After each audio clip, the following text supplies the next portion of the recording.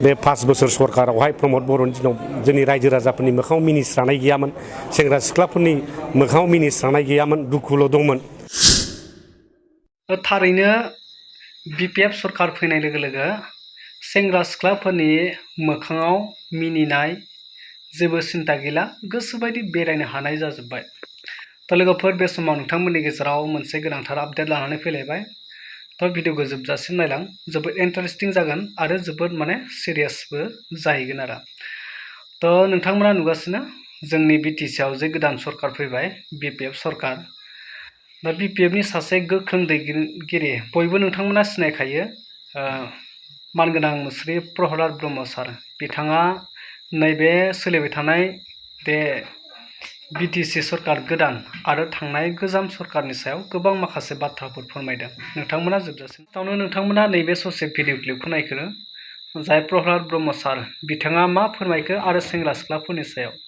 दा बिपिएफ सरकार फैनाय लोगो लोगो मानगोनां हाग्रामा महिलारि सारा पावाराव फैनाय लोगो लोगो मा मोजां जाखो, मानि थाखाय मोजां जाखो आरो बबे गाज्रि जालांखो, नैबे भिडिअ क्लिपखौ नायग्रो। बे 5 बोसोर सरकारावहाय प्रमद बर'नि दिनाव जोंनि रायजो राजाफोरनि मोखाङाव मिनिस्रानाय गैयामोन, सेंग्रा सिख्लाफोरनि मोखाङाव मिनिस्रानाय गैयामोन, दुखुल' दंमोन। दिनै खोमसि जोमैया साग्लोबदोंमोन। दिनै दाख्लि जे 5 तारिखआव जे जोंनि हाग्रामा सारा शपथ ग्रहण लाबाय, ओइदिनखालि जुब जुब अखा हानानै बे गासिबो लेथ्रा जायगाफोरखौ दिनै सुस्रांनानै गालांबाय। दिनै साफा जाजोब्बाय। दा ओंखायनो बेहाय अमाबैसानि बाथ्रा गैला, पुर्निमायानो पुर्निमा जालांबाय थागोन आरो जोंनि सेंग्रा सिख्लाफोरनि गांनाय उखैनाय, जोंनि रायजो राजाफोरनि गांनाय उखैनाय, डेभेलपमेन्ट बे गासिबो दर टु दर। थारैनो बुजिखाबाय नोंथांमोना, आरो बिनि सायाव जेबो बाथ्रा बुंनांगौ होननानै आं सानाखै। नोंथांमोना नैबे बाथ्राखौ एसे सानदो, थांनाय जे 5 बोसोराव मानगोनां प्रमद बर'नि समाव माबायदिमोन, बा मानि थाखाय सेंग्रा सिख्लाफोरा मोखां दरसि दरसि खोमसि खोमसि जानानै थानांगोन, मानि थाखाय सेंग्रा सिख्लाफोरनि मोखाङाव मिनिनाय गैयामोन, रंजानाय गैयामोन थांनाय 5 बोसोराव बा प्रमद बर' सरकाराव।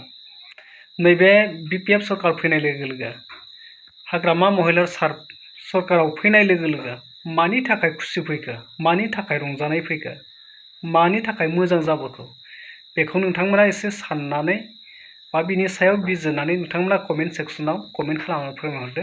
आं बिनि सायाव जेबो बाथ्रा बुंला आरो।